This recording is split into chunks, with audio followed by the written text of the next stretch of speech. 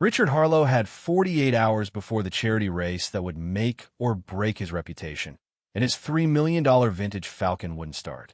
His team of expert mechanics stood defeated around the smoking engine, while reporters circled like vultures, ready to chronicle the billionaire's humiliation. That's when his daughter dragged in a homeless black teenager named Amara Lewis, 15 years old, covered in street dirt, carrying nothing but a backpack of scavenged tools. The mechanics laughed. Richard nearly threw her out. But when Amara placed her small hands on that engine and diagnosed in 30 seconds what they'd failed to find in 3 weeks, the laughter died. Because sometimes the world's greatest talents sleep on concrete floors, and sometimes the only person who can save you is the one you'd never think to ask. Just before we get back to it, I'd love to know where you're watching from today, and if you're enjoying these stories, make sure you're subscribed. The city never slept. Glass towers stretched toward gray clouds while expensive cars purred through streets lined with forgotten people. Amara pressed herself deeper into the doorway as another luxury sedan splashed through the puddle near her feet. The cold water soaked through the holes in her sneakers, but she barely noticed. Her eyes followed the gleaming black vehicle until it disappeared around the corner. At 15, Amara had learned to become invisible. It was safer that way. Her dark skin helped her blend into shadows, and her worn hoodie made her just another homeless kid that people's eyes slid past without really seeing. But while others overlooked her, Amara watched everything. She studied the way engines hummed, noticed when a car's timing was off, heard the subtle knock that meant bad pistons. She shifted her backpack, feeling the familiar weight of tools she'd collected over 2 years on the streets. A socket wrench from a dumpster behind an auto shop. Screwdrivers pulled from abandoned toolboxes. Wire strippers she'd traded 3 days of collected cans for. Each piece was precious, wrapped carefully in cloth she'd torn from an old shirt. "Come on, Bolt," she whispered to the scruffy dog beside her. The mutt's tail wagged once before he followed her through the maze of alleys that led to their current home, an abandoned garage on the outskirts of downtown. The building's roof leaked and wind whistled through broken windows, but it had a concrete floor where she could work and walls that kept out most of the rain.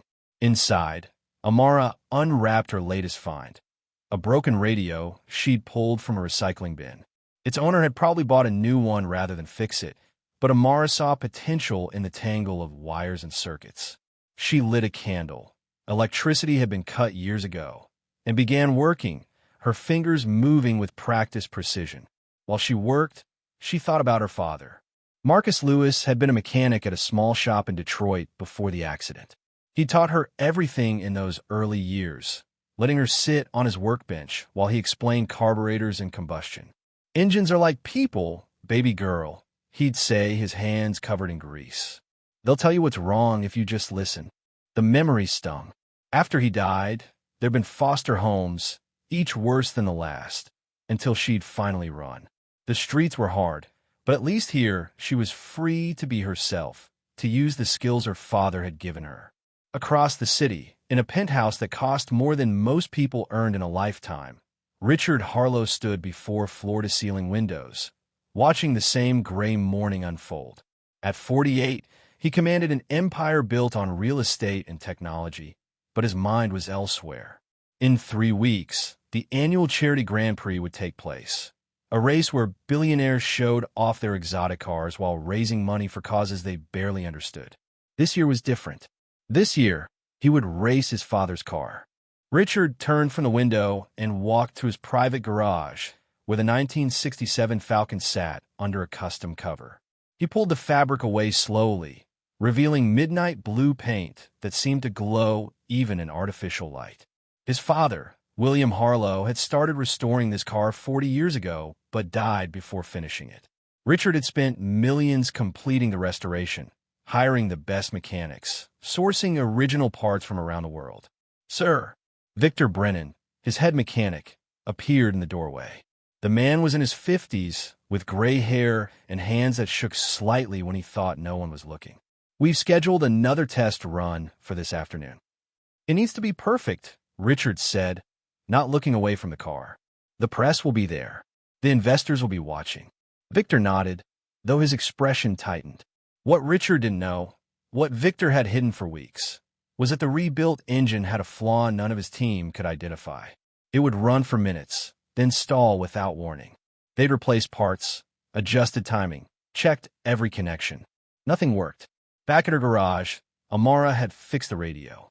It played softly now, filling the space with jazz that reminded her of Sunday mornings when her father was alive. She'd already found someone who'd trade food for it. The cook at Murphy's diner liked old things that still worked. She was sketching in her notebook when she heard voices outside. Pecking through a crack in the wall, she saw two mechanics in coveralls standing by a truck. Completely shot, one said, spitting tobacco juice onto the ground. Been working on that engine for 3 days. Boss is going to be furious. What's wrong with it? The other asked. Hell if I know. Runs fine for 5 minutes, then dies. Checked everything twice. Amara found herself whispering the answer before she could stop herself. Vapor lock in the fuel line. Probably a blocked return valve, creating pressure buildup. The words came automatically, her father's training speaking through her. The mechanics didn't hear her, of course. They climbed into their truck and drove away, leaving Amara with the familiar frustration of knowing, but being unable to help. Who would listen to a homeless teenager? Who would believe she understood machines better than men who'd been working on them for decades? That afternoon, she made her way to the junkyard on Riverside Avenue. The owner, Carl, let her search for parts in exchange for fixing small appliances he sold at flea markets. She was digging through a pile of alternators when she heard the convoy. Police motorcycles came first, lights flashing, but sirens off. Then came the transport truck, enclosed and pristine. Through the gaps in the fence, Amara caught a glimpse of the car inside as the truck turned. Midnight blue, classic lines, chrome that caught the light like jewelry. She found herself running alongside the fence, keeping pace with the slow-moving transport. The car was magnificent, a piece of art that happened to have an engine. She'd seen pictures of similar models in old magazines, but this one had been modified, improved. Someone had spent serious money on this restoration. The convoy headed toward the industrial district where several private test tracks were located. Amara knew she should go back to the junkyard, find the parts she needed, but something pulled her forward.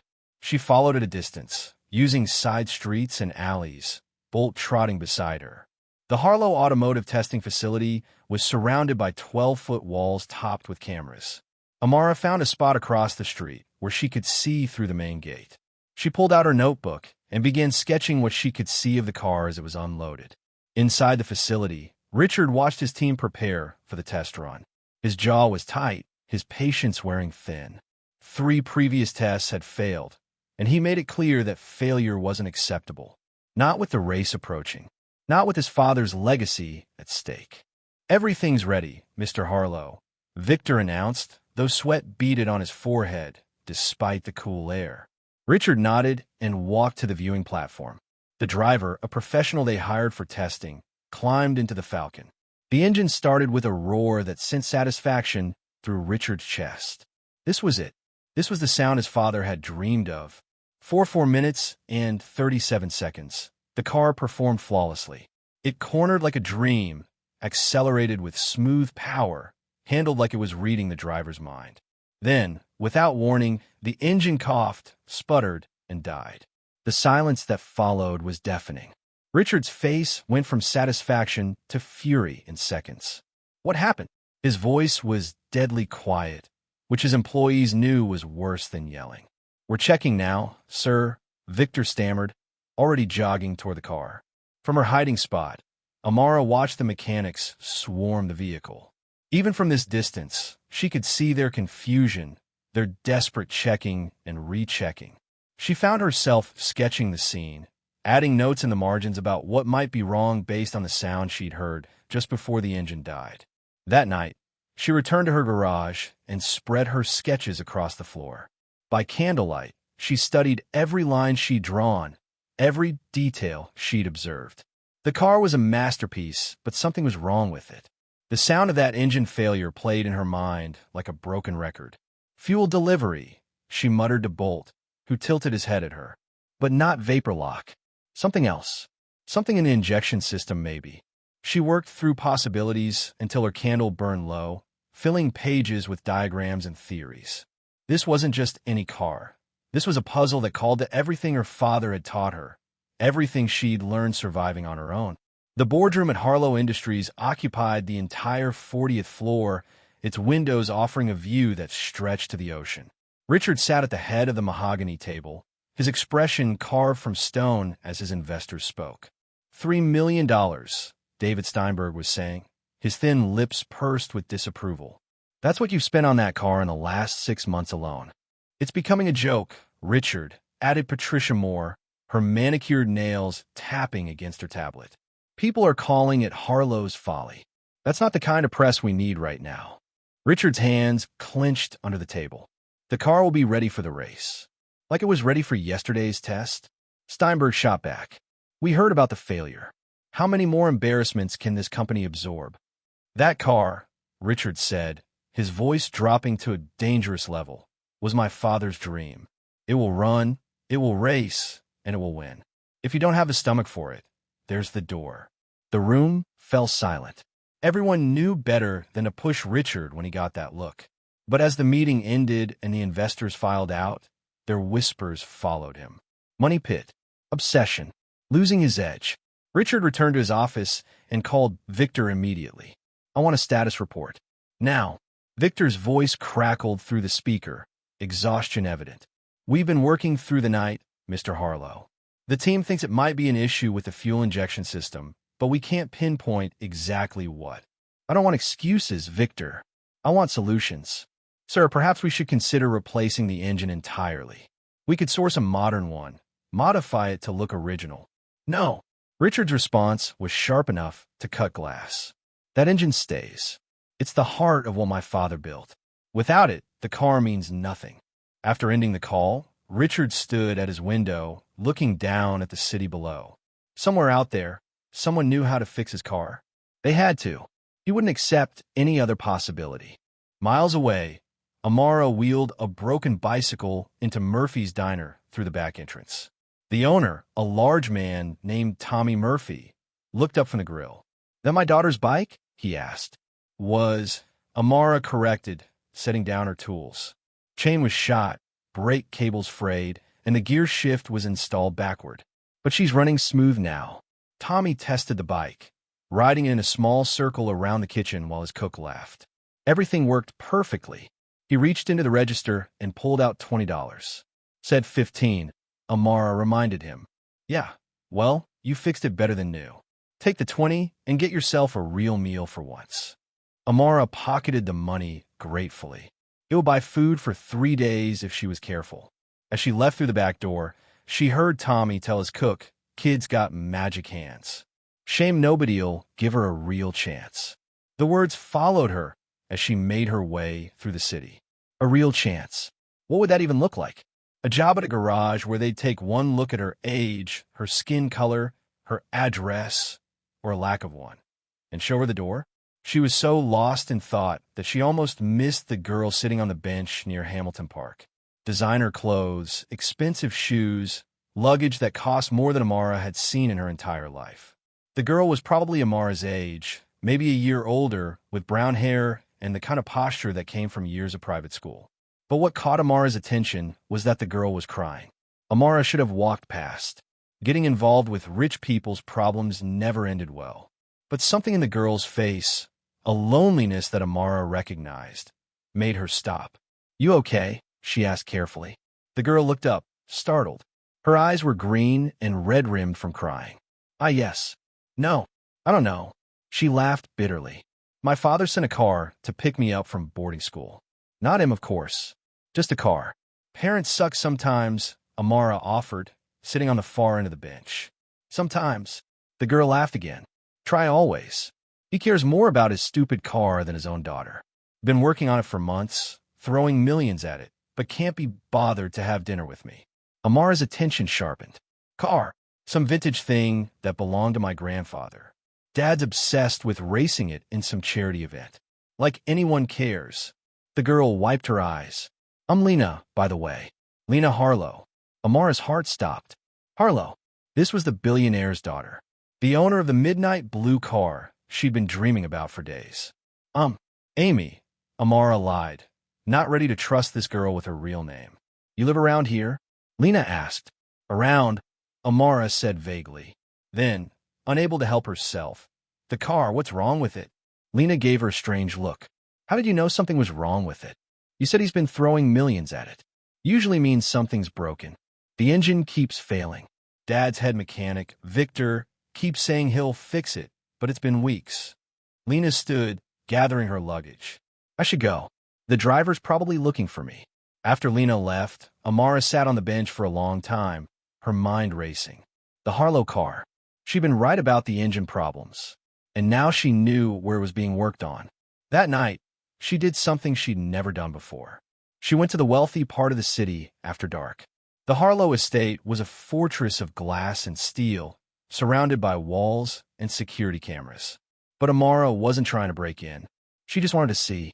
She found a spot across the street, hidden behind a row of decorative trees, where she could observe the garage complex.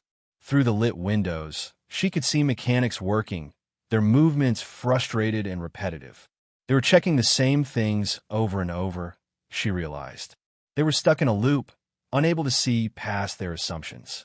She pulled out her notebook and began sketching what she could see, adding notes about their methodology. They were good mechanics, she could tell, but they were thinking like mechanics. Her father had taught her to think like the engine itself. What are you trying to tell them? She whispered to the distant car. What can't they hear? A hand grabbed her shoulder. Amara nearly screamed, spinning around to find Lena standing behind her. Amy, Lena said, confused. What are you doing here? Amara's mind raced for an explanation. I was curious. About the car. I'm sorry, I'll go. Wait. Lena looked at the notebook in Amara's hands, saw the detailed sketches. You drew these? Amara nodded, ready to run if necessary. But Lena's face lit up with interest. These are incredible. You can tell all this just from looking. I've studied engines my whole life, Amara admitted quietly. Lena glanced back at the house, then at Amara. Want to see it up close? What? No, I couldn't. Come on. Lena grabbed her hand. There's a service entrance the mechanics use. Dad's in his office. Won't come down for hours. Against every instinct screaming at her to run, Amara followed Lena through the shadows to a side door. Lena punched in a code, and they slipped inside. The garage was even more impressive up close. Tools that Amara had only seen in catalogs lined the walls. The floor was so clean you could eat off it. And in the center, under perfect lighting, sat the Falcon. Amara approached it slowly, reverently. This close, she could see every detail of the restoration, the careful work that had gone into every component.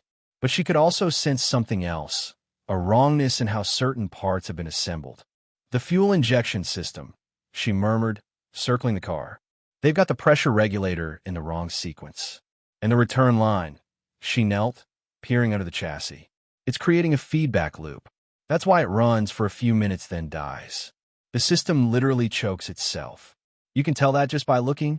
Lena asked, amazed. Not just looking. Listening. Feeling. Amara placed her hand on the engine block. Engines want to run. When they don't, they're trying to tell you why. Footsteps echoed from the main entrance. Both girls froze. Someone's coming, Lena whispered. We need to go. They slipped out the way they'd come, running through the dark until they were blocks away. Both were breathing hard, adrenaline making them giddy. That was insane, Lena laughed. I've never done anything like that before. I should go, Amara said, remembering who this girl was, what world she belonged to. Wait, Lena grabbed her arm. Meet me tomorrow. Same bench. I want to know more about what you saw. Amara hesitated, then nodded. As she walked back to her garage, she felt something she hadn't experienced in years. Hope. Maybe, just maybe, she'd found a way to be heard. The next morning, Richard stormed into the garage to find his mechanics standing around the car, defeated.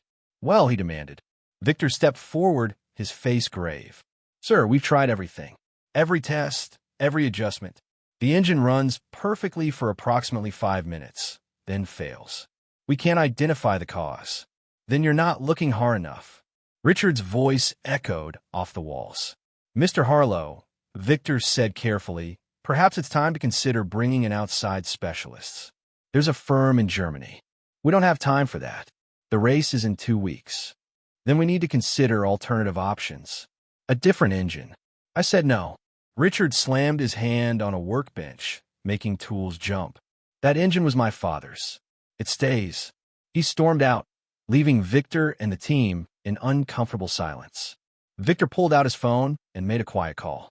We need to accelerate our timeline, he said softly. Yes, all of it. The parts are worth more than my job at this point. Meanwhile, Lena waited at the bench, checking her phone repeatedly. When Amara finally appeared, bolt at her side, Lena's face lit up. I thought you might not come, Lena admitted. Almost didn't, Amara said honestly. She'd changed into her cleanest clothes, though they were still obviously secondhand. Tell me more about what you saw last night. The fuel thing.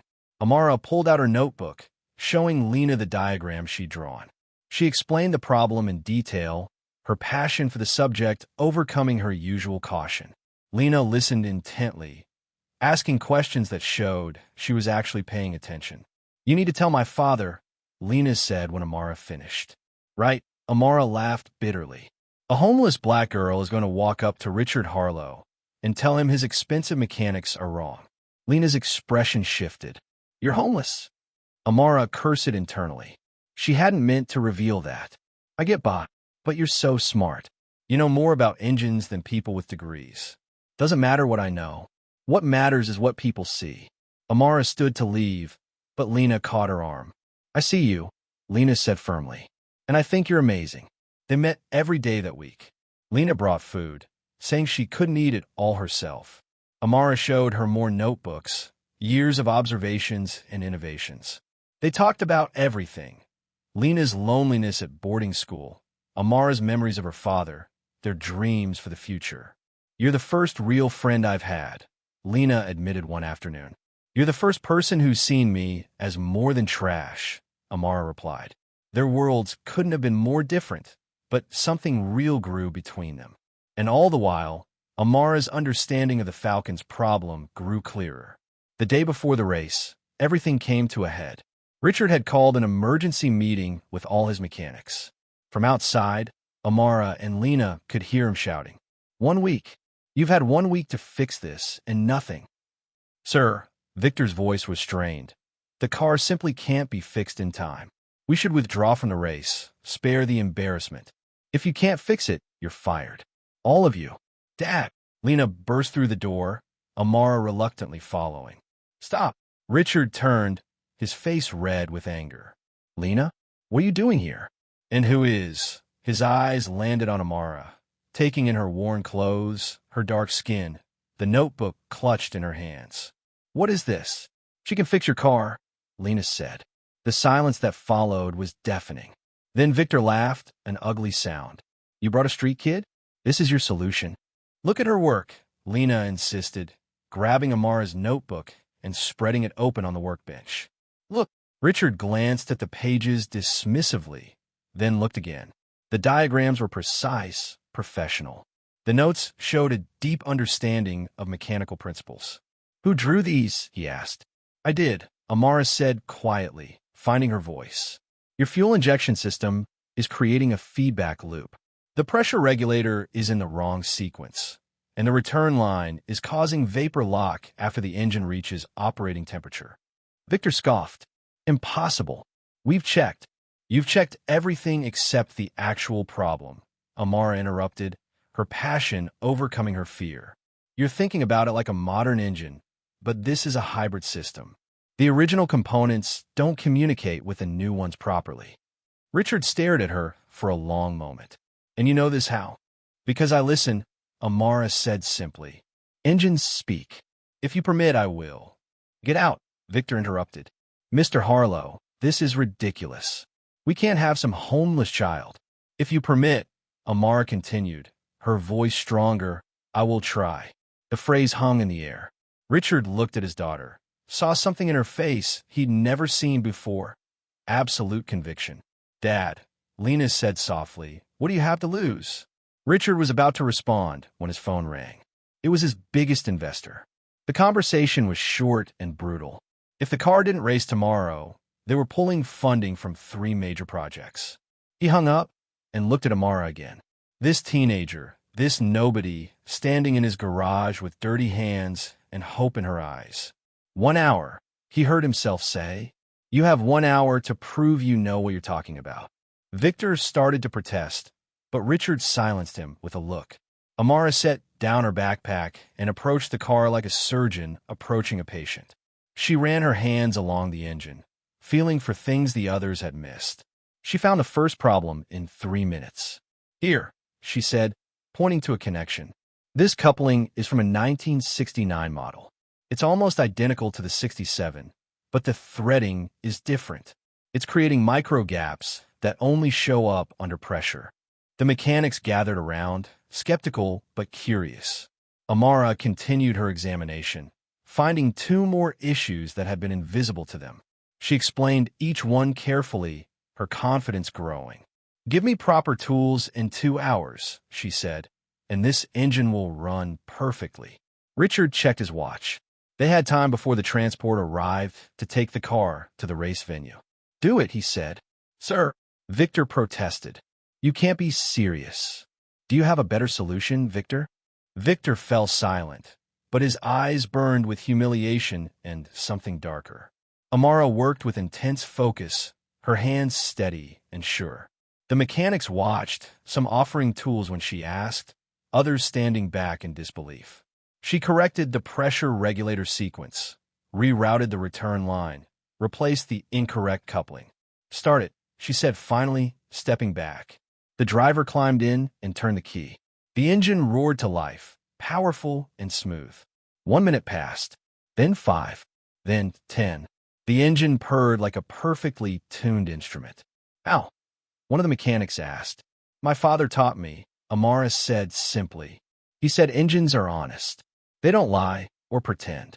They just need someone who speaks their language. Richard approached her slowly. For a moment, she thought he might thank her. Instead, he turned to Victor. Have the car ready for transport in 1 hour. Then, to Amara, you're done here. The dismissal stung more than any insult. Lena started to protest, but Richard was already walking away. At least pay her, Lena shouted at his back. Richard paused, pulled out his wallet, and dropped $200 on the workbench. For your time. Then he was gone. Amara picked up the money with shaking hands. It was more than she'd seen in months, but it felt like an insult. She'd saved his car, his reputation, and he dismissed her like hired help.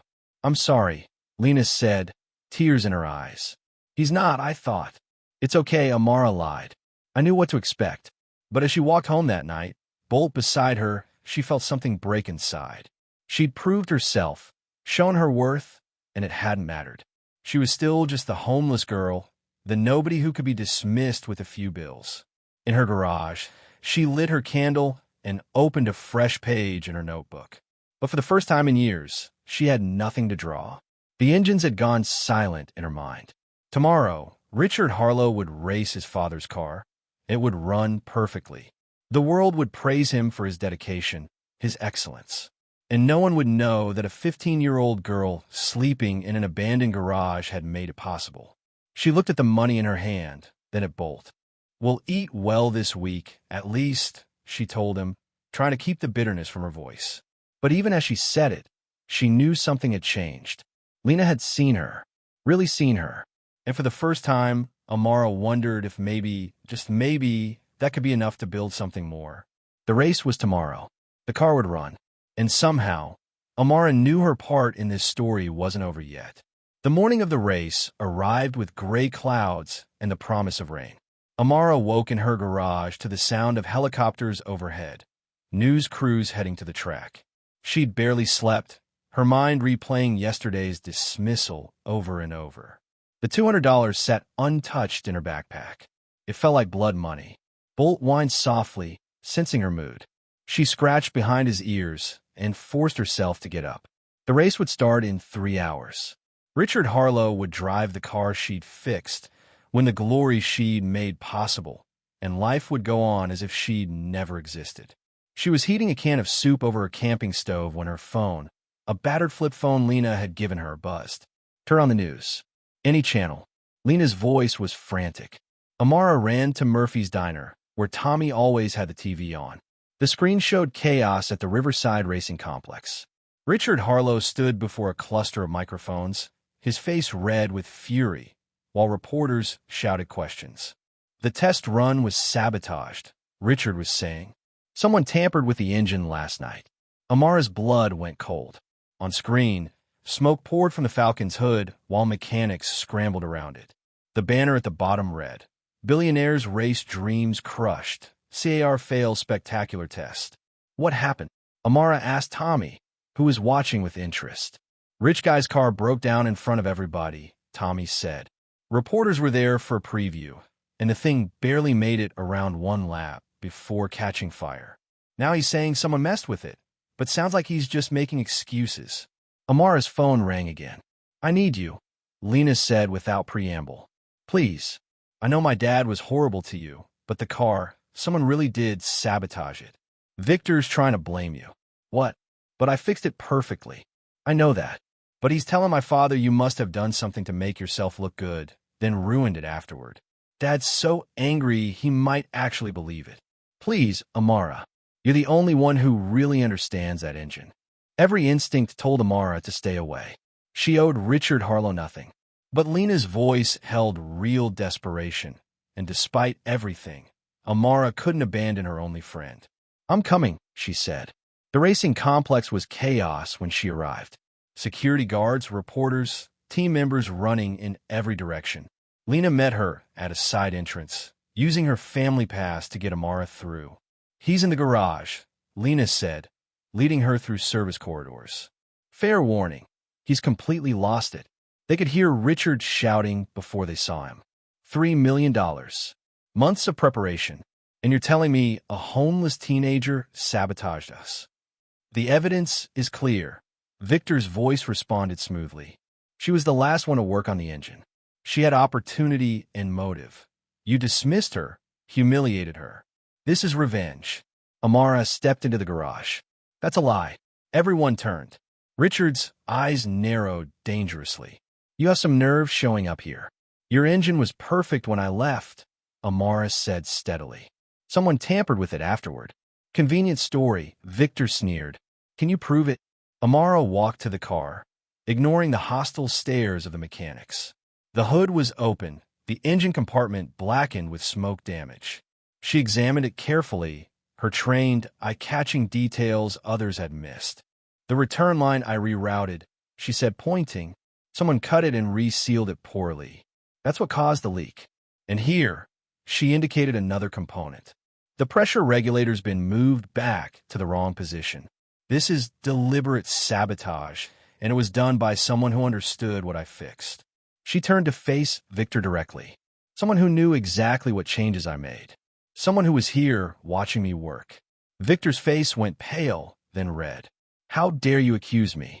"I'm not accusing. I'm observing." Amara pulled out her notebook. "I documented every change I made with timestamps. If we check the security footage from last night, I bet we'll see someone in this garage after I left." "There is no footage," Victor said quickly. "The cameras were down for maintenance." "How convenient," Lena said coldly.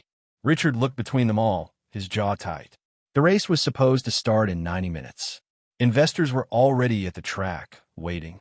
The press was having a field day with his failure. "Can you fix it?" he asked Amara quietly. "Of course she can't," Victor interrupted. "The damage is too extensive. We need to withdraw." "I asked her, not you." Richard's voice could have frozen fire. He looked at Amara again. "Can you fix it?" Amara studied the engine again, calculating rapidly. "I need 45 minutes and every mechanic helping me. No arguments, no resistance. They do exactly what I say." "You can't be serious," Victor protested. "She's a child who fixed this engine when none of you could," Richard snapped. "You're relieved of duty, Victor. Get out." "You can't." "Security," Richard called. 2 guards appeared immediately. "Escort Mr. Brennan from the premises. Make sure he doesn't return." As Victor was led away, he shot Amara a look of pure hatred. "You'll regret this," he mouthed silently. Richard turned to his remaining mechanics. "You heard her. Whatever she needs, whatever she says. Move." Amara took a deep breath and began issuing orders. You, give me replacement fuel lines from that supply cabinet. You two, start draining the contaminated fuel. Someone give me a proper pressure regulator. The original one I removed should still be here somewhere. The mechanics jumped to obey, their skepticism overridden by urgency. Amara worked with intense focus, her hands moving with surgical precision. She didn't just repair the damage. She improved on her original fixes, adding safeguards against future tampering. Why are you helping us? Richard asked quietly, watching her work. After how I treated you? I'm not doing it for you. Amara replied without looking up. I'm doing it for the car. It deserves to run. And for Lena, who's the only person in years who's seen me as human. Richard glanced at his daughter, who was holding Amara's tools, anticipating her needs like a surgical nurse. There was something in Lena's face he'd never seen before. Purpose. 20 minutes, someone called out. Amara increased her pace, sweat dripping down her face. The garage fell silent except for the sound of tools and her occasional commands. Everyone could feel the clock ticking. Done, she announced with 3 minutes to spare. Start it. The driver climbed in and turned the key. The engine roared to life, stronger than ever. It idled perfectly, the sound smooth and powerful. Get on the transport, Richard ordered. We're racing. As the car was loaded, he approached Amara. Ride with us to the track. I don't think. That wasn't a request. If something goes wrong, I need you there. The ride to the track was tense. Amara sat between Lena and Richard in the back of the SUV, acutely aware of her worn clothes among their designer outfits. Richard was on his phone, managing the crisis, spinning the story for reporters. When we arrive, he said, ending his last call, you stay in the pit. If anyone asks, you're part of the team. But I'm not. You are now. He pulled out a team jacket and credentials. Put these on. The jacket was too big, but it was official. For the first time in her life, Amara belonged somewhere, even if it was temporary. The Riverside Racing Complex was a sea of wealth and cameras. Luxury cars lined the paddock while celebrities and billionaires mingled in VIP areas. Amara had never felt more out of place, despite the team jacket that marked her as belonging. Stay close, Lena whispered, sensing her discomfort. They made their way to the Harlow pit area, where mechanics were giving the Falcon final checks. Other teams watched with curiosity. Everyone had heard about the morning's failure. Harlow, Marcus Webb, a rival billionaire, sauntered over with a mocking smile. Heard you had some trouble. Still racing that antique. We're racing, Richard replied curtly. Brave of you. Though I heard you had to hire some street kid to fix it. Webb laughed. How the mighty have fallen. Richard's jaw tightened, but before he could respond, Amara stepped forward. The car will speak for itself on the track. Webb looked her up and down dismissively. And you are? The street kid who fixed what his mechanics couldn't, Amara said evenly. The crowd around them went quiet. Webb's face reddened. Careful, girl. You don't know who you're talking to. I know exactly who I'm talking to, Amara replied.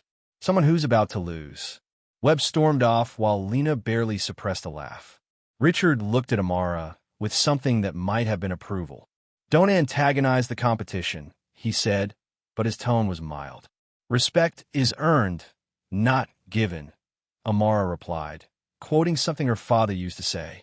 The call came for drivers to prepare. Richard suited up in his racing gear while Amara made final checks on the engine. She noticed something that made her freeze. Mr. Harlow, she called urgently. Come here. He jogged over, helmet in hand. What is it? She showed him a small device attached to the undercarriage. GPS tracker, but modified. If I'm right, it's designed to send an electrical pulse at a specific point on the track. It would kill the engine instantly. Victor, Richard growled. He must have had a backup plan. Amara carefully removed the device. There might be more. They had 10 minutes before race start. Amara crawled under the car, checking every inch while Richard held a flashlight. She found 2 more devices, each more cleverly hidden than the last. He really wanted you to fail, she murmured, removing the last one. He wanted more than that, Richard said grimly.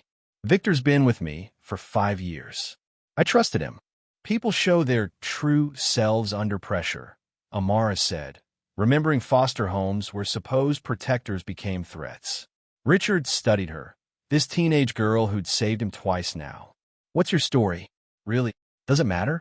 Amara asked, sliding out from under the car. It's starting to. Before she could respond, the final call came. Richard climbed into the Falcon while Amara took her position in the pit with the rest of the team. The other mechanics still looked at her with skepticism, but there was something else now, too, a grudging respect. Gentlemen, start your engines. 20 cars roared to life, but even among the modern supercars, the Falcon's engine stood out. It had a depth, a character that the others lacked. Amara felt pride swell in her chest. That was her work singing. The flag dropped. Richard launched forward, the Falcon responding instantly. He'd started in 15th position due to the morning's failure, but within 2 laps, he'd climbed to 10th. Engine temperatures perfect, one mechanic reported, monitoring the telemetry. Fuel pressure steady, added another.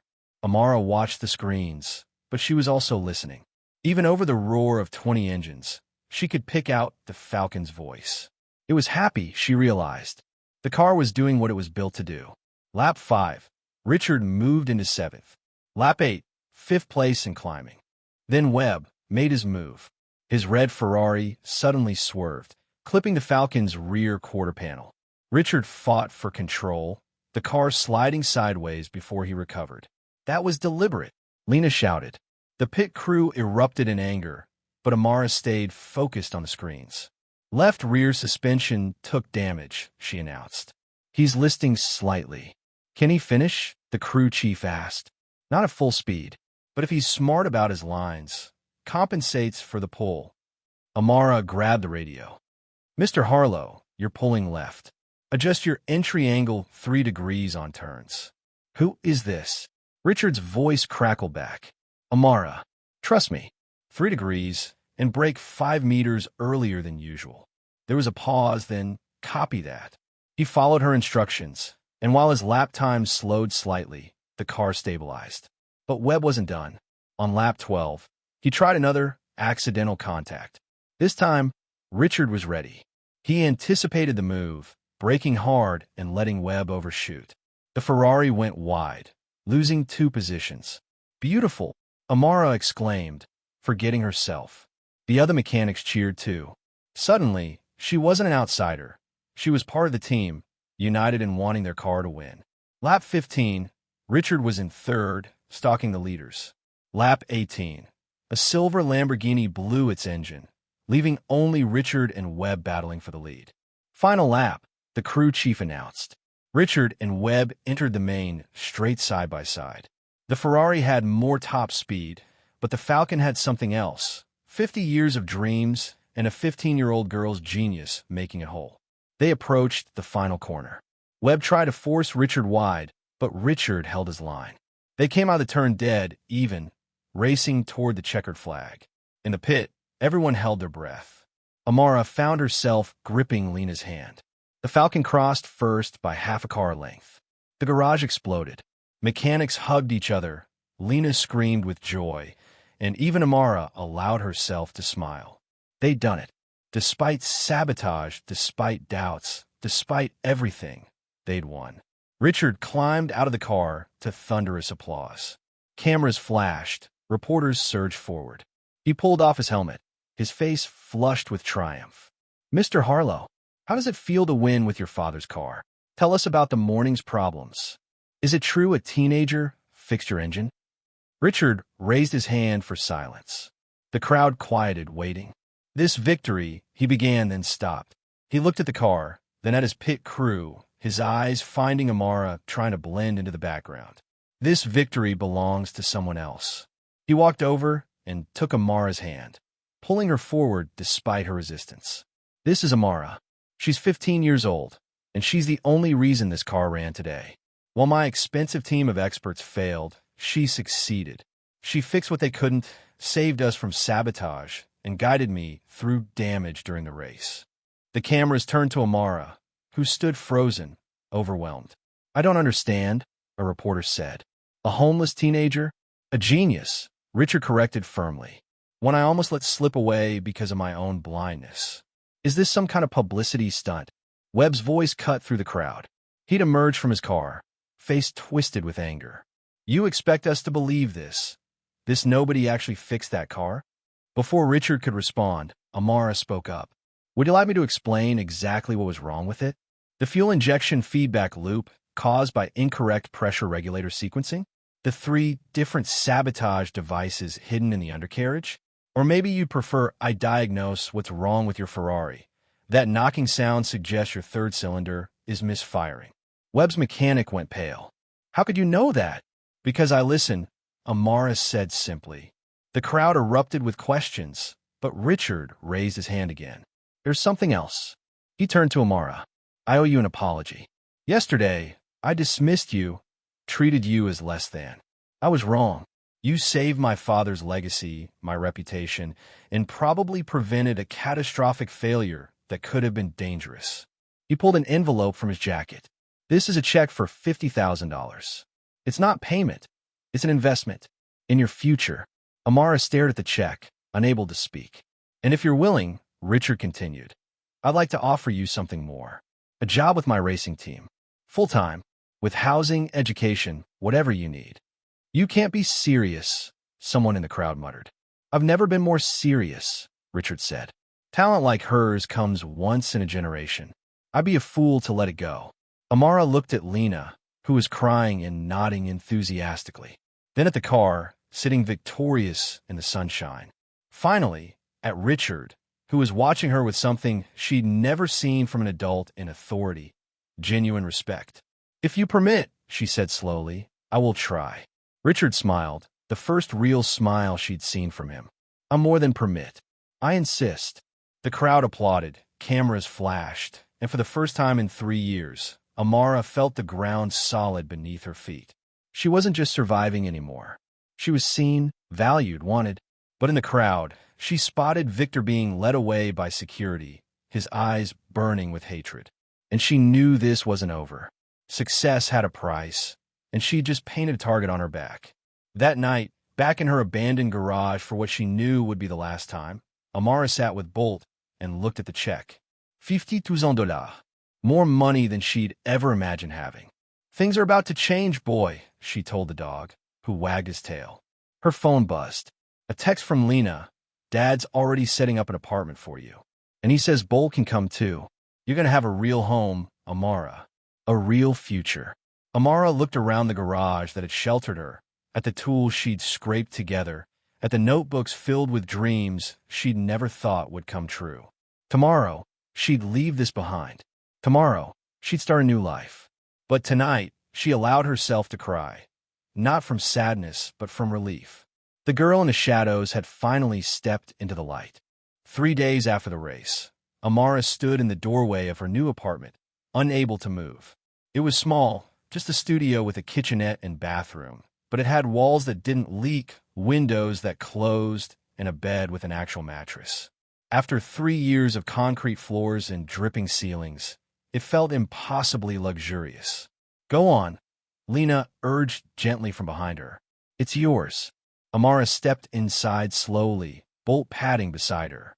The dog immediately found a patch of sunlight and flopped down, his tail wagging.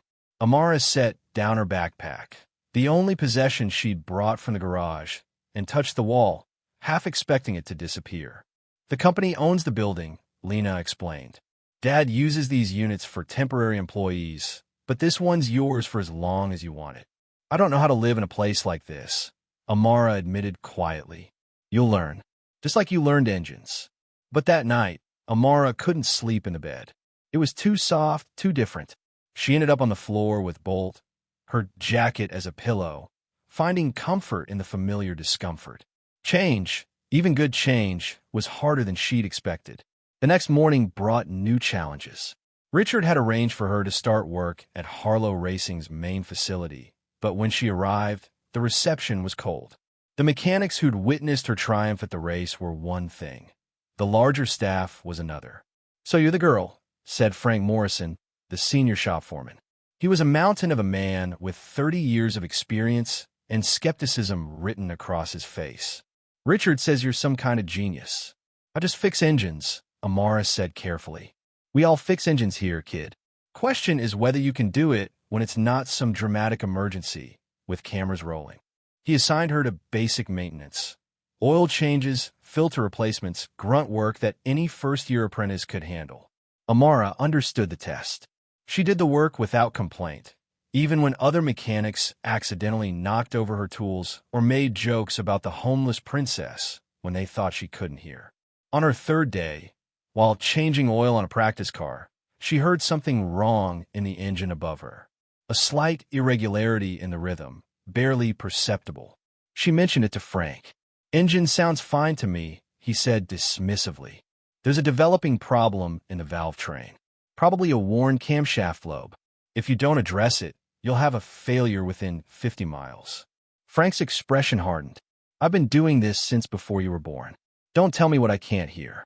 Amara dropped it, but she documented her observation in a notebook. Sure enough, 2 days later, the engine failed during a test run. The diagnosis: worn camshaft lobe. Frank found her that afternoon. "How did you know?" "My father taught me that engines tell stories. Most people hear noise. I hear narratives. Your father must have been something special." "He was," Amara said simply. That evening, she got a call that shattered her fragile new stability. It was from a blocked number. "Enjoying your new life?" Victor's voice was cold, dangerous. "It won't last. I know what you are. Street trash, playing dress-up. And I know where you live." The line went dead. Amara's hands shook as she looked around her apartment. The walls suddenly felt like glass. She'd been foolish to think she could just step into a new life without consequences. She didn't sleep that night, or the next. By the third night, exhaustion was affecting her work. She made a mistake, cross-threaded a bolt that had to be extracted and replaced. Frank noticed. "What's going on with you?" he asked, not unkindly. "Nothing. I'm fine." But she wasn't fine. That night, she came home to find her door ajar. Nothing was stolen or damaged, but things had been moved. A message: "I can get to you whenever I want." She should have told someone. Should have called the police, told Richard, done something rational. Instead, she packed her tools and left.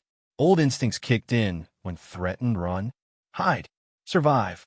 She didn't go back to her old garage. That would be the first place they'd look. Instead, she found a drainage tunnel near the river, a place even most homeless people avoided. Bolt whined, confused by the sudden change. "It's just for a few nights," she told him, though she didn't believe it herself. Lena called constantly. Amara didn't answer. Richard left voicemails, first concerned, then angry. "We invested in you," his last message said. "Is this how you repay that faith?" On the fourth day of hiding, Amara realized she'd become exactly what they all expected: the homeless girl who couldn't handle real life, who ran at the first sign of trouble. The failure hurt worse than any insult. She was sitting by the river, sketching engine designs in her notebook to keep her mind occupied, when Lena found her. "Ow!" Amara asked, too tired to run. "Bolt has a GPS collar, remember?" Dad insisted, in case he got lost. Lena sat down beside her, not commenting on the smell or the dirt. "Why did you leave?" Amara told her about Victor's call, the break-in, the fear that had driven her back to the streets. "And you didn't think to tell us?" Lena's voice mixed hurt and anger. "We could have helped. Dad has security, lawyers." "I don't know how to ask for help," Amara admitted. "I've been alone so long. I forgot that I don't have to be anymore." Lena pulled out her phone. "Dad? I found her." "No, listen. Victor's been threatening her." "Yes, I'm sure. We're by the river near Pier 47. "Okay." She hung up. "He's coming. He must be furious. He's worried. We all were. Frank Morrison has been telling everyone that you're the real deal, that he was wrong about you. The team wants you back." Richard arrived 20 minutes later, alone. He looked at Amara's makeshift camp, at the fear still visible in her eyes, and his expression softened. "Victor's in custody," he said without preamble. "We found evidence he'd been selling parts on the black market for months. The break-in at your apartment was caught on building cameras. He hired someone to intimidate you. You knew. We figured it out when you disappeared. Security found the footage. He sat on a relatively clean rock, expensive suit and all. Why didn't you come to me?" Because I'm used to handling things alone.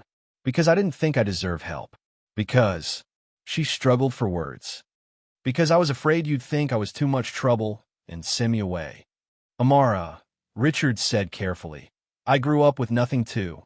My father was a mechanic who built his first fortune from scratch. I've spent so many years surrounding myself with success that I forgot what it was like to be afraid. You reminded me. He stood, offering his hand. Come back. Not because I invested in you, but because you belong with us. The team needs you. Lena needs you. He paused. I need you. You saved more than my car. You saved me from becoming someone my father wouldn't recognize. Amara looked at his outstretched hand. Taking it meant trusting, meant believing she could be more than a survivor. It was the hardest thing she'd ever done. She took his hand. 2 weeks later, Amara stood in the Harlow racing garage at midnight, alone except for Bolt and the Falcon. The rest of the team had gone home hours ago, but she'd stayed, working on a new project.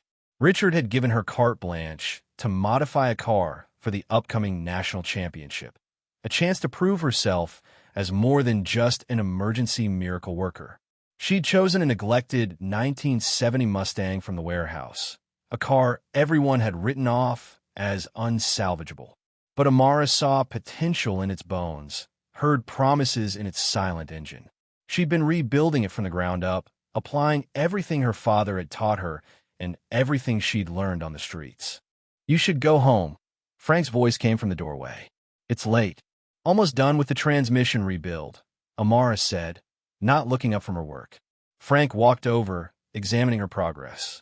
In the 2 weeks since she'd returned, he'd become her unofficial mentor, teaching her the formal aspects of mechanics she'd never learned. This is advanced work. Where'd you learn this modification? I invented it, Amara said simply. The standard configuration creates unnecessary friction. By repositioning these components and adding a secondary cooling line, we can increase efficiency by 12%. Frank whistled low. You need to patent this. I don't know how. I'll help. This kind of innovation. Amara, you're not just a good mechanic. You're an engineer, an inventor. With proper education, you could change the industry. The compliment warmed her more than she expected. From Frank, praise meant something. Her phone buzzed. Lena, texting from her bedroom. Dad's still up, working on some crisis. Investors again. Amara had learned that Richard's victory at the charity race had helped, but Harlow Industries was still struggling. Bad investments, the loss of contracts after the Sabotage scandal, and mounting debts were taking their toll.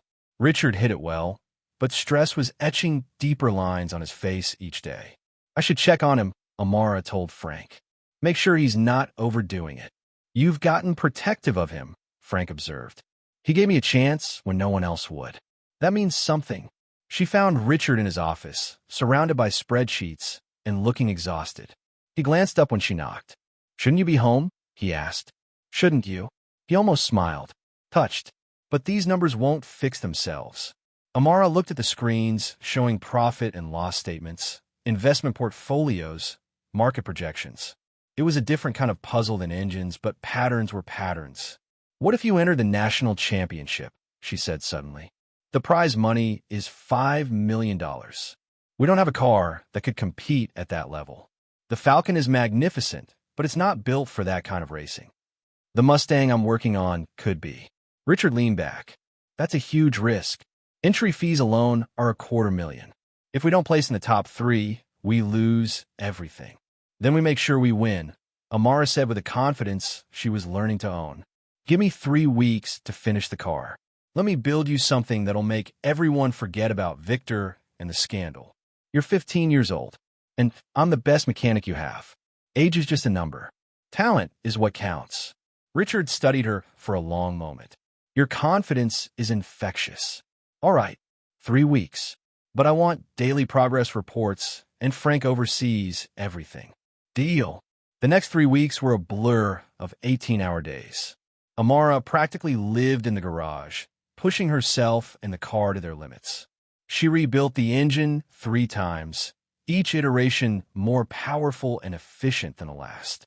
She redesigned the suspension, created a custom fuel injection system, and hand-tuned every component until the car didn't just run, it sang. The team slowly gathered around her project. First Frank, then other mechanics drawn by curiosity and staying out of respect. They offered suggestions, assistance, and, eventually, genuine partnership. The homeless girl they dismissed had become their leader, and they followed willingly. "Where did you get this design?" asked Sarah Chun, the team's computer modeling specialist, looking at Amara's notebook. "I dreamed it," Amara said, not joking. "Sometimes I see engines in my sleep. This one came to me complete." Sarah ran the design through her software. "This shouldn't work. The physics are all wrong." But somehow, she showed the screen. "It's perfect. More than perfect. It's revolutionary." Word spread through the racing community. Harlow's team was building something special. Other teams sent spies, trying to glimpse what Amara was creating. She covered the car whenever she wasn't working on it, keeping its secrets safe. One night, as she was making final adjustments, Lena brought her dinner. They sat on the garage floor, eating takeout while Bolt begged for scraps. "You know everyone's calling you the ghost mechanic?" Lena said. "They say you appear from nowhere, fix the impossible, then vanish into your work." "I'm just doing my job." "No, you're doing much more." Lena pulled out her tablet, showing social media posts. "Look," the screen showed dozens of messages from young people, especially black girls, inspired by Amara's story. "If she can go from homeless to heading a racing team, I can survive foster care. Seeing someone who looks like me succeeding in STEM gives me hope." The ghost mechanic proved that talent matters more than background. Amara stared at the messages, tears threatening. "I didn't mean to. I'm not trying to be anyone's hero." "That's what makes you one," Lena said softly. The night before the championship, Amara couldn't sleep. She walked through the garage, running her hands over the Mustang one more time. It was painted deep purple with silver ghost flames, Lena's design idea, and looked fast even standing still. Second thoughts? Richard asked from behind her. "No, just grateful. 6 weeks ago, I was sleeping in a drainage tunnel. Now I'm about to race a car I built in a national championship. It doesn't feel real." "It's real. You earned it." He paused. "I've been thinking about what you said, that I gave you a chance. But the truth is, you gave me one too. A chance to remember why I started this company, why my father loved cars. It wasn't about money or status. It was about the joy of making something extraordinary. The car's extraordinary. I just helped it find its voice." "No," Richard said firmly. "You found your voice. The car is just how you're choosing to speak." The morning of the championship dawned clear and bright. The Detroit International Speedway was packed with 50,000 spectators. The best racing teams in the country had gathered, their cars gleaming in the sunshine. Amara stood in the pit, wearing her official Harlow racing uniform with her name embroidered on it. Frank stood beside her, along with the full team. They weren't just here to support the car. They were here to support her. "Nervous?" Frank asked. Terrified, Amara admitted. "But my father used to say fear just means you're about to do something important." Richard would be driving again, having trained extensively in the 3 weeks since Amara started the build. He walked over in his racing suit, helmet under his arm. "Any last-minute advice?" he asked. "Trust the car," Amara said. "It knows what it wants to do. Don't fight it, dance with it." He nodded, then surprised her by pulling her into a brief hug. "Whatever happens, I'm proud of you." As Richard climbed into the car, Amara saw Victor in the crowd, out on bail and watching with undisguised hatred. She met his gaze steadily, no longer afraid. He'd tried to destroy her, but he'd only made her stronger. "Ladies and gentlemen," the announcer's voice boomed, "start your engines." The Mustang roared to life, its sound deeper and more complex than any other car on the track. Amara had built not just an engine, but an orchestra of mechanical precision. She put on her headset, ready to guide Richard through whatever came next. Around her, the team prepared for battle. This was it, the night of fire, when everything she'd built would be tested. "Remember," she said into the radio, "the car speaks. To those who listen," Richard finished. "I'm listening, Amara. Guide me home." The flag dropped, and 40 cars launched forward into destiny. The first 10 laps of the national championship were a symphony of controlled chaos. 40 cars weaving through Detroit International Speedway at speeds that turned them into colored blurs. Amara stood in the pit, her eyes locked on the monitors, tracking Richard's purple Mustang as it steadily climbed from 30th position to 18th. Fuel consumption's better than projected, Saracen reported, her fingers flying over her tablet. Your injection system is performing at 16% above baseline. Amara nodded, but her attention was split between the data and the sound. Even with 39 other engines roaring, she could isolate the Mustang's voice. It was confident, almost playful, like it knew secrets the other cars didn't. Coming up on turn 7, she said into the radio. Bank higher than you think you need to. The suspension will hold. Copy that. Richard's voice came back, tight with concentration. He took the turn exactly as instructed, passing 2 cars on the outside. A move that should have been impossible. The crowd gasped. In the VIP box, investors who'd been ready to abandon Harlow Industries leaned forward with renewed interest. Frank Morrison whistled appreciatively. That modification you made to the stabilizer bar, I've never seen anything like it. It's based on how birds adjust their wings in flight. Amara explained, never taking her eyes off the screens. Dynamic response instead of static resistance. By lap 20, Richard had climbed to 10th place. The commentators were taking notice. And here's the surprise of the day, folks, the Harlow Racing Mustang, built by their teenage genius mechanic Amara Lewis. 6 weeks ago, this young woman was homeless. Today, she's revolutionizing racing technology.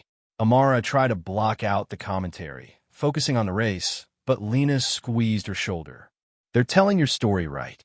Lap 25 brought the first pit stops. Teams swarmed their cars with choreographed precision. Amara had drilled her crew relentlessly, and it showed.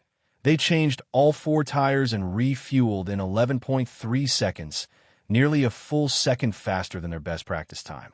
Beautiful work, Richard said as he roared back onto the track. But as he merged back into traffic, something went wrong. The car suddenly jerked hard to the left, nearly hitting the wall. Richard fought for control, managing to stay on track, but losing 3 positions. What happened? Frank demanded. Amara was already analyzing the telemetry. Left front tire pressure dropping. There's a puncture. But we just changed. Frank's face went dark. Sabotage. On the monitor, they could see Richard struggling to control the car with a slowly deflating tire. He'd have to make it back for another pit stop, losing precious time and positions. Richard, baby the left front, Amara instructed. Shift your weight compensation to the rear. You can make it back, but you'll lose grip on turns 4 and 11. As Richard limped back to the pit, Amara saw something that made her blood freeze. Victor was no longer in his spot in the crowd, and one of their junior mechanics, Pete Lawson, was acting nervous, his eyes darting around. Frank, she said quietly, watch Pete. The tire change took precious seconds. As Richard pulled away, now in 15th place, Frank confronted Pete. The young man broke immediately, confessing that Victor had paid him to damage the tire during the change. Get him out of here, Frank growled. Security dragged Pete away, but the damage was done. We're 12 seconds behind where we need to be, Sarah reported grimly. The race isn't over, Amara said firmly. Richard, the engine has more to give. I built in a reserve mode. It'll stress the components, but they'll hold for 20 laps. Are you sure? Richard asked. I built it. I know what it can do. Hit the blue switch I installed by your left knee.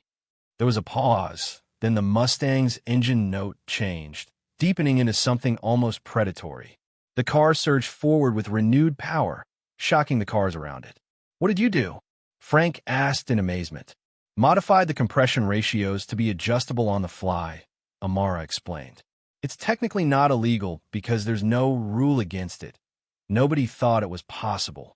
The Mustang began climbing back through the field with stunning speed. 14th, 12th, 10th. By lap 40, Richard was back in 8th and hunting the leaders. That's when the second sabotage attempt came. A black Ferrari, driven by Marcus Webb's son James, suddenly swerved into Richard's path. It was meant to look like a racing incident, but Amara saw the deliberate nature of the move. Brake! Now! She shouted into the radio. Richard reacted instantly, avoiding the collision by inches. James Webb overcorrected and spun out, taking himself out of the race. The crowd erupted in boos. They'd seen the dirty move too. "That was aimed at us," Richard said, his voice angry now. "They're scared," Amara replied. "They should be. Show them why." With 15 laps to go, Richard was in fifth. The leaders were in sight. 4 cars that had dominated the circuit all season. Cars with million-dollar budgets and teams of 50 engineers. And then there was the Mustang, built by a 15-year-old girl with junkyard wisdom and street-forged determination. "Amara," Richard's voice crackled through the radio. The engine temperature's climbing. She checked the readings. He was right. The stress of the reserve mode was taking its toll. They had maybe 10 laps before risks became unacceptable. "Back off the reserve mode," Frank advised. "Fifth place is still excellent for our first championship." But Amara was doing rapid calculations in her head. "No, we can manage it." "Richard, alternate between reserve and normal every 30 seconds. It'll give the engine micro-cooling periods." "That's insane," Sarah protested. "The constant switching could cause a failure." "Or it could work," Amara said. "Trust me." Richard did. Lap after lap, he followed Amara's intricate instructions, switching modes with precision timing. The Mustang responded like a living thing, surging and relaxing in a rhythm that slowly, steadily closed the gap to the leaders. With 5 laps to go, disaster struck from an unexpected source. Lena grabbed Amara's arm, her face pale. Security just called. "Victor's in the building. He got past the guard somehow." Amara's blood went cold, but she couldn't leave her post. Richard's still racing. "Go," Frank said firmly. "We've got this." But Amara shook her head. "No, this is what he wants, to distract me, to make me abandon my position. Richard needs me here." She looked at Lena. "Tell security to find him, but I'm not moving." The decision proved crucial. In the next lap, a sensor malfunction threatened to shut down the engine management system. Only Amara's intimate knowledge of her creation allowed her to talk Richard through a manual override that kept the car running. 3 laps to go. Richard was in fourth, just behind the championship leader, Vincent Rossi, a veteran driver in a Ferrari that cost more than most people's houses. "Rossi's protecting his racing line," Richard reported. "I can't get past." "You don't need to yet," Amara said, watching the telemetry. "His rear tires are degrading faster than ours. Keep pressure on him. Make him defend. He'll wear them down, and in the final lap, he'll have no grip left." It was a gamble. If Rossi's tires lasted, Richard would be stuck in fourth. But Amara had learned to trust her instincts, and her instincts said the Ferrari setup was too aggressive for tire longevity. 2 laps to go. Security reported they'd cornered Victor in a maintenance tunnel, but he'd escaped again. Amara pushed the worry aside. The race was everything now. 1 lap to go. As predicted, Rossi's tires began to fail. Coming out of turn 19, the Ferrari slid wide. Richard pounced, diving inside with millimeter precision. They entered the final lap side by side, with second and first place just ahead. "Now," Amara commanded. "Full reserve mode. Everything the engine has." Richard hit the switch, and the Mustang erupted forward with a sound like thunder. It passed Rossi, then caught second place, a McLaren, in the back straight. The crowd was on its feet, screaming. Only Jackson Palmer's Lamborghini remained ahead, and he had a 3-second lead with only half a lap remaining. "I can't catch him," Richard said, frustration evident. "Turn 17, Amara said urgently. "He always brakes too early there. If you brake 5 meters later than normal, carry more speed through, the suspension will hold and you'll gain a second. That's a huge risk. Trust the car. Trust me." Turn 17 approached. Palmer braked where he always did. Richard stayed on the throttle for 5 more meters, then braked hard, carrying impossible speed into the corner. The Mustang's modified suspension, Amara's birdwing innovation, flexed and held. Richard emerged from the turn just meters behind Palmer. The finish line rushed toward them. Palmer's Lamborghini had more straight-line speed, but the Mustang had something else. The accumulated dreams of a homeless girl who refused to be invisible, the determination of a billionaire remembering his roots, and the precision of engineering that came from love rather than mere technical skill. They crossed the line together, so close that no one could tell who'd won. The crowd held its breath as timing computers calculated the result. Winner by 4,000ths of a second. Car number 47, Harlow Racing. The garage exploded in celebration, but Amara barely heard it. She was running, pushing through the crowd toward the track where Richard was climbing out of the Mustang. He pulled off his helmet just in time to catch her as she threw herself into his arms, both of them laughing and crying simultaneously. "We did it!" Richard shouted over the noise. "You did it! The car did it!" Amara corrected, but she was smiling wider than she had in years. The team swarmed them, Frank lifting Amara onto his shoulders while the mechanics cheered. Cameras flashed from every direction. The impossible had happened. A homeless teenager's design had beaten the best racing teams in the country. In the winner's circle, as champagne sprayed and confetti fell, a reporter pushed through to Amara. "This is unprecedented. How does it feel to make history?" "Like I'm finally visible," Amara answered honestly. The celebration was interrupted by security finally dragging out a handcuffed Victor. He locked eyes with Amara as they passed, his expression venomous. "This isn't over," he snarled. "Yes, it is," Frank said firmly, stepping protectively in front of Amara. "You lost. She won. Deal with it." As Victor was led away, Richard approached with a check, the $5 million prize. "This saves the company," he said quietly. "But more importantly, it proves what I've suspected for weeks. You're not just a mechanic, Amara. You're the future of racing." "I'm just a kid who likes engines," Amara protested. "No," said a new voice. They turned to find Palmer, the Lamborghini driver they'd barely beaten, approaching with respect clear on his face. "You're an innovator. That suspension system, the adjustable compression, my engineers want to know if you'd consider consulting for us." "Get in line," Rossi added, joining them. "Ferrari wants to offer her a development position." Suddenly, Amara was surrounded by team owners and engineers, all clamoring for her attention. Business cards were pressed into her hands, offers shouted over each other. It was overwhelming, and she found herself backing away. "Enough!" Richard's voice cut through the chaos. "She's 15 years old, and she just won her first championship. Give her space to breathe." The crowd reluctantly dispersed, though the hungry looks remained. Lena appeared at Amara's side, taking her hand. "You okay?" she asked softly. "I don't know," Amara admitted. 6 weeks ago, nobody saw me. Now everyone wants a piece of me." "That's the price of excellence," Richard said. "But you don't have to navigate it alone. You have us. You have a team. A family." The word family hit Amara unexpectedly hard. She'd been alone for so long that she'd forgotten what belonging felt like. That evening, at the victory celebration, Amara felt like she was in a dream. She wore her first real dress. Lena had insisted on taking her shopping, and moved through a room full of people who knew her name, respected her work, wanted to hear her opinions. "You clean up nice," Frank said, approaching with a grin. "Though I prefer you covered in engine grease." "Me too," Amara admitted. "This is a lot. You'll get used to it. Or you won't, and you'll hide in the garage like the rest of us mechanics who prefer machines to people." He paused, then pulled out an envelope. "This came for you. Hand-delivered." Inside was a letter from the Michigan Institute of Technology. They were offering her a full scholarship to their engineering program, with accommodations for her age and situation. They'd even allow her to continue working with Harlow Racing while studying. "Mit Amara Lewis. But I don't even have a high school diploma." "They don't care," Frank said. "They saw what you built. They want the mind that created it." Richard and Lena joined them, and Amara showed them the letter.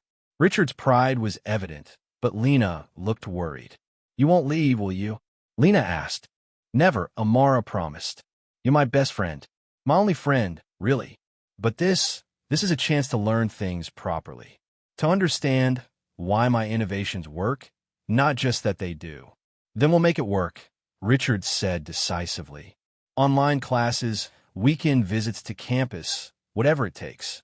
You're not losing this opportunity." As the party continued, Amara stepped outside for air. The Detroit skyline glittered before her, the same city where she'd been invisible just weeks ago. Now her name was trending on social media, her story inspiring thousands. Overwhelming, isn't it? She turned to find an elderly black man in an expensive suit. Something about him seemed familiar. "I'm James Baldwin. No relation to the writer," he said with a smile. "I own Baldwin Automotive. I knew your father." Amara's heart stopped. "You knew Marcus Lewis?" "We worked together before you were born. He was brilliant, could diagnose problems other mechanics couldn't even detect.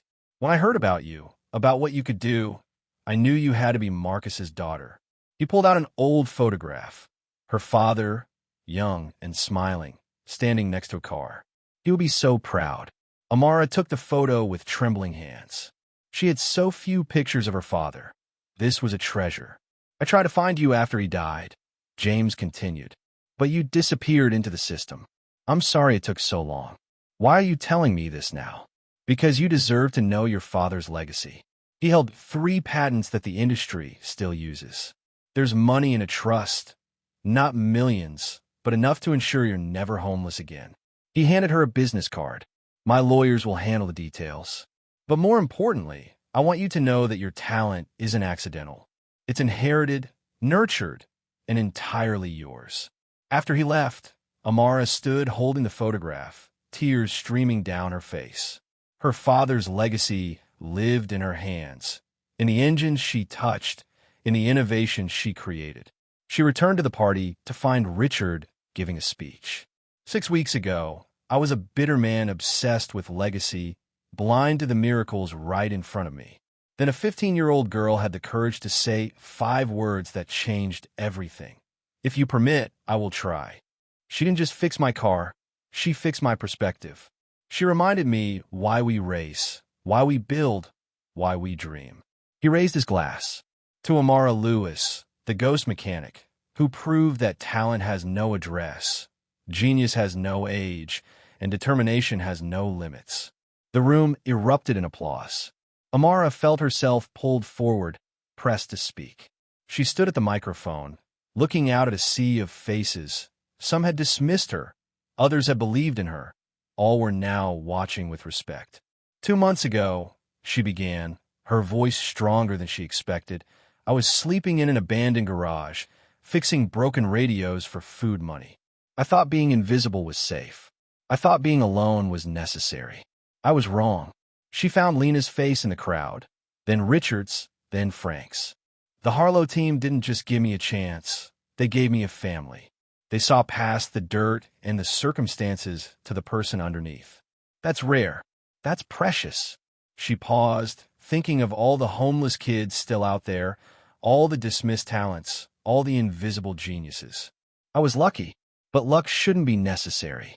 There are others like me, kids with gifts that poverty hides, talents that prejudice overlooks.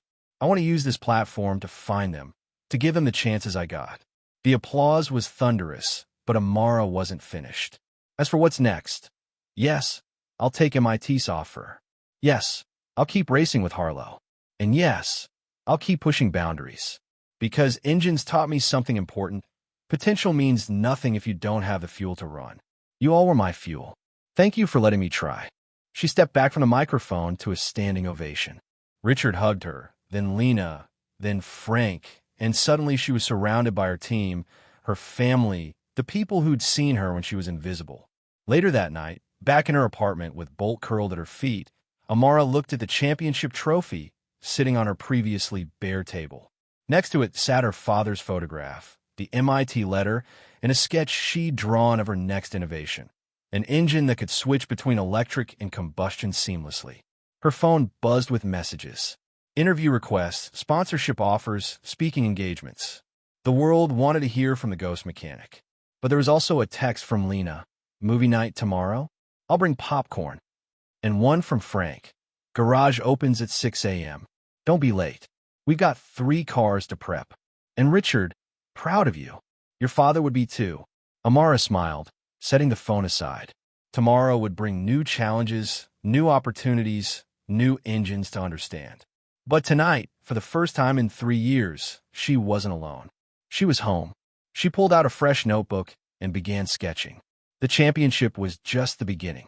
She had innovations to develop, young mechanics to mentor, boundaries to break. The girl in the shadows had stepped into the light, and she was just getting started. Bolt looked up at her, tail wagging, as if asking what came next. "We build," she told him. "We race. We soar." Outside, the city hummed with its own mechanical heartbeat. Somewhere out there were other kids like her, listening to engines, dreaming of more. She'd find them. She'd help them. She'd make sure no talent stayed invisible just because it came from the wrong side of the street. The ghost mechanic had won her first race, but her real victory was bigger than any trophy. She'd proved that with courage, determination, and 5 simple words, "If you permit, I will try," anything was possible. The engine of her future was running perfectly, and she was just beginning to accelerate. 3 months after the championship, Amara stood before a congressional hearing in Washington, D.C., her hands steady despite the weight of the moment. The room was packed with reporters, industry leaders, and politicians. At 15, she was the youngest person ever invited to testify about automotive innovation and environmental standards. "Miss Lewis," Senator Patricia Harrison began, "your hybrid engine design has been called revolutionary. Can you explain to the committee how a teenager with no formal education created something that billion-dollar companies couldn't?" Amara leaned toward the microphone. "Because I didn't know it was impossible, Senator. When you learn engines from necessity rather than textbooks, you see patterns others miss. My design works because I listened to what engines wanted to do, not what tradition said they should do." In the gallery, Richard and Lena watched with pride. The past 3 months had been a whirlwind. Amara's electric combustion hybrid engine had been successfully tested, achieving unprecedented efficiency. Major manufacturers were bidding for licensing rights. MIT professors were flying in weekly to work with her. And through it all, she'd remained grounded, still showing up at the garage at 6 a.m. to work with Frank. Some critics, another senator interjected, say your story is being exaggerated for publicity, that a homeless teenager couldn't possibly.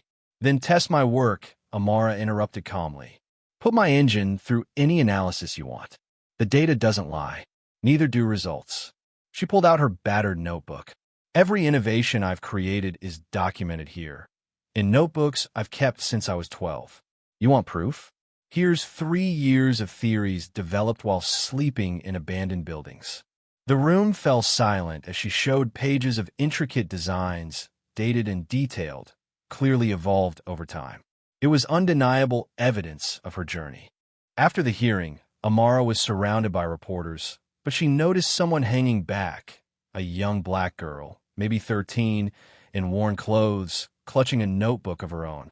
Amara excused herself and approached the girl. "That's a nice notebook.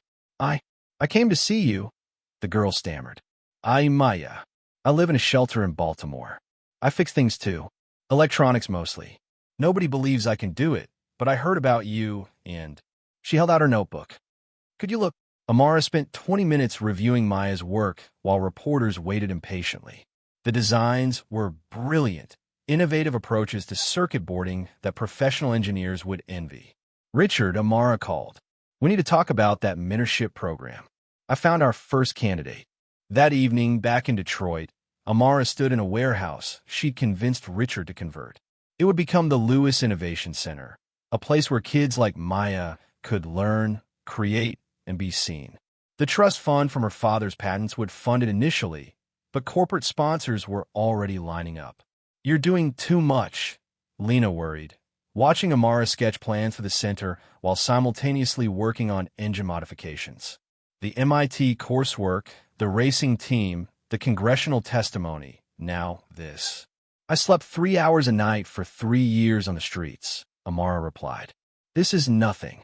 Besides, every day I wait is another day some kid's talent goes unnoticed."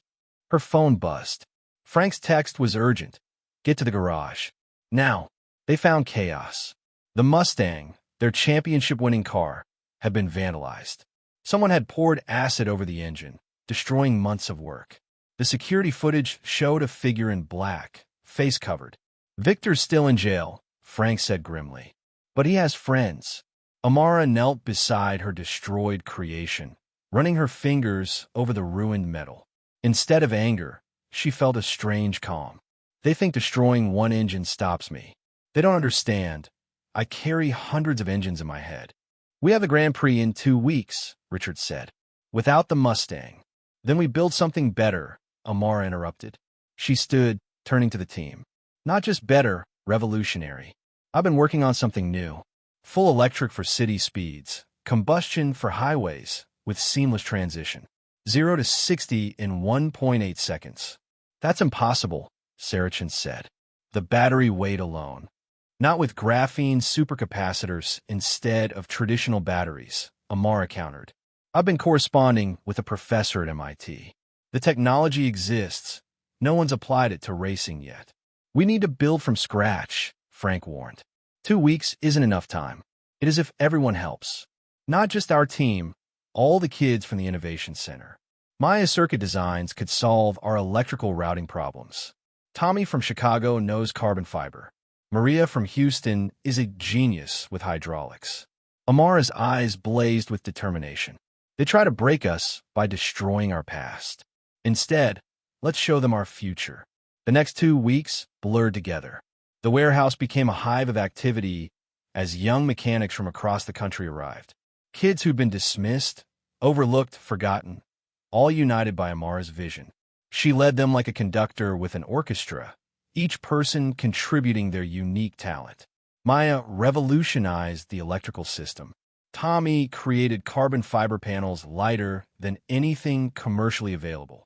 Maria designed a hydraulic system that recovered energy from braking. And at the center of it all, Amara built an engine that shouldn't exist, a perfect marriage of electric and combustion technology. Richard watched in amazement as teenagers accomplished what his professional team couldn't. How? He asked Frank. Because she speaks their language, Frank replied. Not just engines. She speaks possibility to kids who've been told they're impossible. The night before the Grand Prix, crisis struck. Government regulators arrived, claiming the car violated numerous standards and couldn't race. Let me guess, Amara said coldly. Someone made a generous donation to your department recently? The lead regulator, William Price, shifted uncomfortably. That's a serious accusation. So, is shutting down innovation because it threatens established interests? Amara pulled out her phone. Should I call Senator Harrison? She seemed very interested in my work. Or maybe the reporters covering the story of homeless kids building a revolutionary car. Price examined the car for 3 hours, clearly looking for any excuse to disqualify it. He found nothing. Every component met or exceeded standards. The innovation was so clean that rejecting it would be obvious corruption. It's approved, he said reluctantly. But I'll be watching. Watch closely, Amara replied. You're about to see history. Race day arrived with unprecedented attention. The story had gone viral. Homeless teenagers building a supercar to race against professional teams. The David versus Goliath narrative was irresistible. But there was a problem. Richard had injured his back in practice. He could barely walk, let alone drive. We forfeit, he said, defeated. We need a professional driver, and there's no time. I'll drive, Amara said quietly. Everyone turned to stare. You don't have a license, Lena pointed out. You're 15. The race is on a closed track. There's no law against it. I know this car better than anyone. I built every component. She looked at Richard. You trusted me to build it. Trust me to drive it. The officials were called.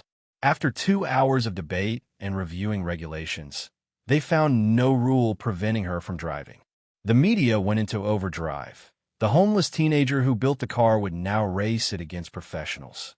Amara sat in the driver's seat, her hands on the wheel she'd installed. Around her, the car hummed with familiar energy. This wasn't just a machine, it was an extension of herself. You sure about this? Frank asked through the radio. I've been preparing my whole life, Amara replied. Every night, I slept cold, taught me endurance. Every day, I went hungry, taught me focus. Every time I was dismissed, taught me determination. I was built for this moment. The flag dropped. Amara launched forward with perfect control. The car responded to her thoughts more than her hands. anticipating her needs. She'd programmed the hybrid system to match her driving style, creating a symbiosis between human and machine.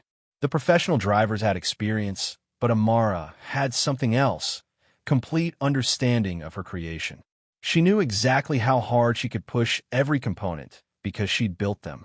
She knew when to switch from electric to combustion for maximum efficiency.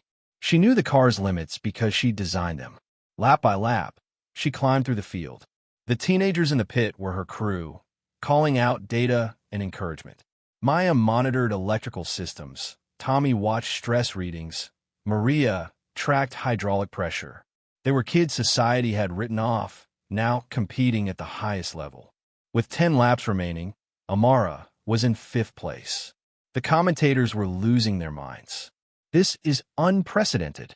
A 15-year-old homeless girl, driving a car built by teenagers, is competing with million-dollar racing teams. Marcus Webb's new driver tried to box her in, but Amara executed a move she'd seen Richard do, diving inside on a turn that seemed too tight. The car's perfect weight distribution, her innovation, made it possible. 4th place, then 3rd.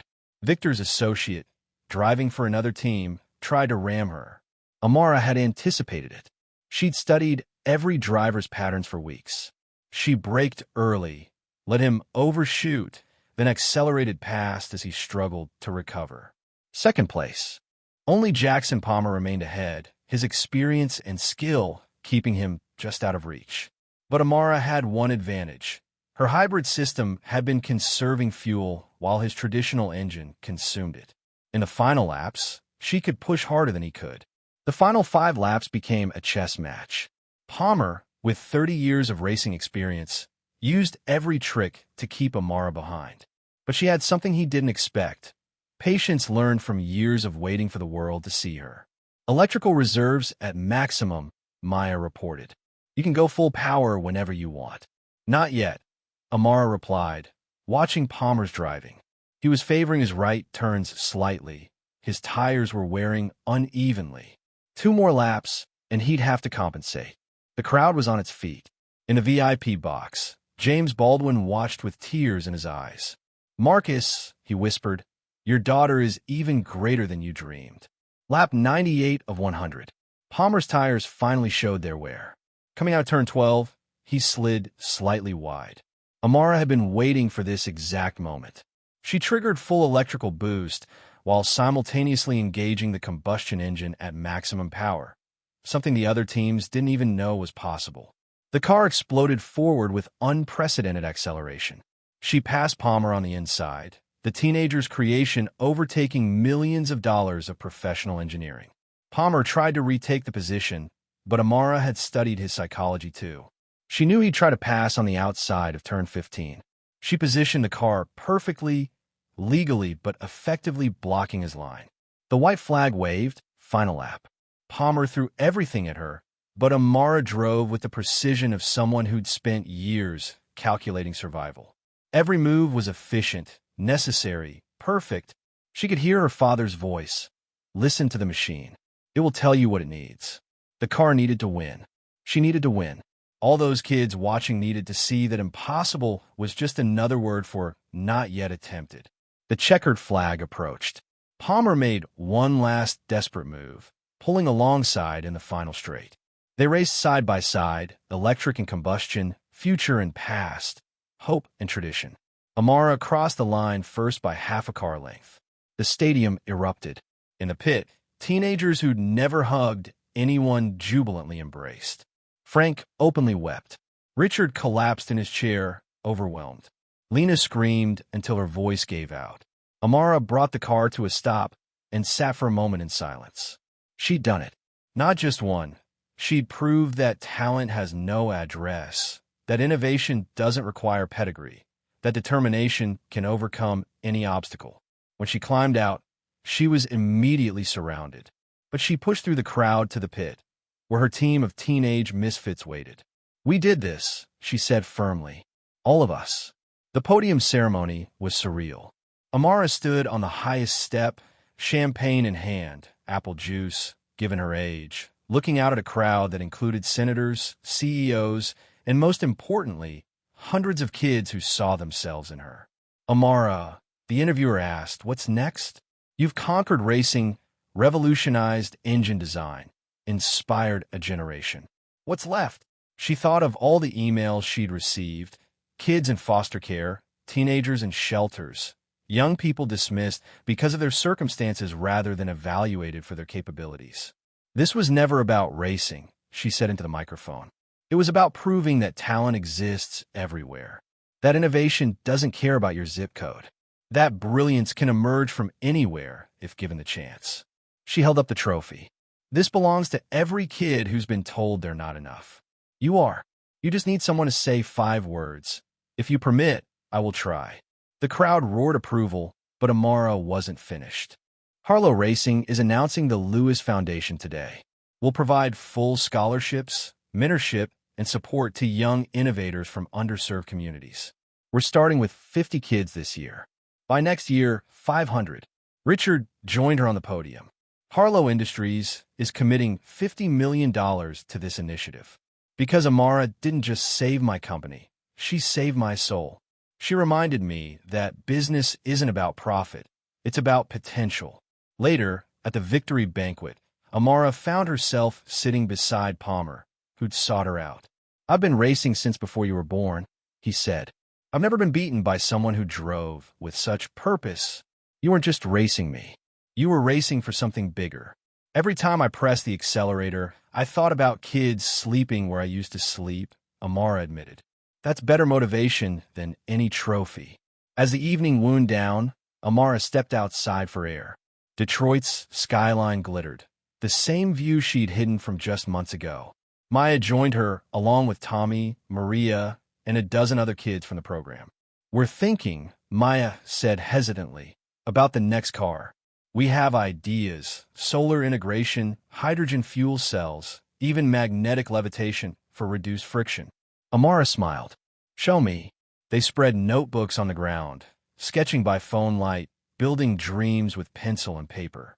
These kids who'd been invisible were now designing the future. Lena found them there an hour later, laughing and arguing about technical specifications. Your public awaits, she said. 3 senators want to discuss federal funding for the program. Let them wait, Amara replied. This is more important. But she did eventually return to the banquet, where surprise after surprise awaited. MIT announced they were creating the Lewis Innovation Laboratory in her honor. Formula One teams were offering millions for her designs. The president had invited her to the White House. Through it all, Amara kept thinking about that abandoned garage where she'd slept with Bolt, the notebook she'd filled by candlelight, the dreams that had seemed impossible. Near midnight, she found Richard alone on a balcony. Thank you, she said simply. For what? For saying yes when everything logical said no. For seeing me when I was invisible. Richard was quiet for a moment. My father died when I was 20. He never saw my success. But if he had, I think he would have been disappointed in who I became, cold, obsessed with status, blind to real talent. He looked at her. You brought me back to who he raised me to be.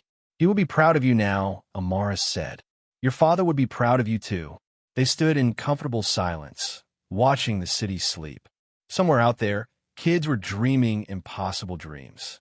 Tomorrow, more would arrive at the Innovation Center. More notebooks would be filled. More engines would be reimagined. What's your next impossible goal? Richard asked. Amara pulled out her newest notebook, showing sketches of something that looked like science fiction. A car that runs on atmospheric electricity. Tesla theorized it, but never achieved it. I think I've found the solution. Richard laughed. 6 months ago, I would have said that's impossible. And now I say, if you permit, we will try. The victory celebration continued inside, but Amara's mind was already racing ahead. She'd won races, changed industries, inspired thousands. But she was just getting started. At 15, she'd already rewritten the rules of automotive engineering. By 20, she planned to revolutionize transportation entirely. By 30, maybe she'd tackle flight. The girl who'd been invisible had become impossible to ignore. As she rejoined the party, Maya ran up with a tablet. Amara, We just got our 1,000th application for the program. Kids from everywhere, foster homes, shelters, the streets. They all want to build with us. Then we'll teach them all, Amara said. Every single one.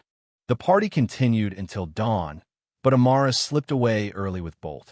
They walked through Detroit's empty streets, past the abandoned garage where their journey had begun. It had been demolished, replaced by new construction. But Amara didn't feel sad.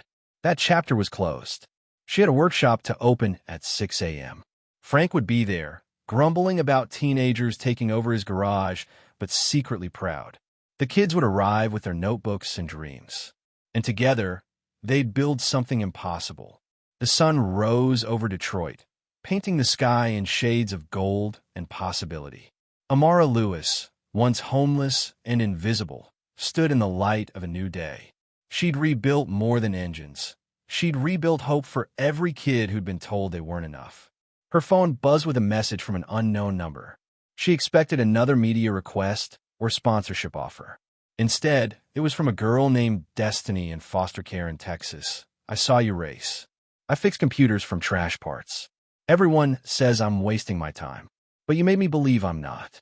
Thank you for showing me I'm possible. Amara typed back, you are. Send me your notebook. Let's build something impossible together. She pocketed her phone and headed to the garage. There were engines to build, dreams to fuel, and futures to ignite. The ghost mechanic had become a beacon, and her light would guide others from the shadows into their own brilliant dawn. The story that had begun with a homeless girl watching cars from a doorway had become something greater, a movement, a revolution, a promise that talent would never again be wasted because of circumstance. And in her pocket, her notebook held new sketches, new impossibilities waiting to become reality. Because Amara Lewis had learned the most important truth. When you refuse to be invisible, you become unstoppable. What genius walks past you every day, invisible in worn clothes and dismissed dreams, waiting for just 5 words? If you permit, I will try. If Amara's journey from the shadows to the spotlight moved you, hit that like button and subscribe to hear more stories of extraordinary people who refuse to remain invisible.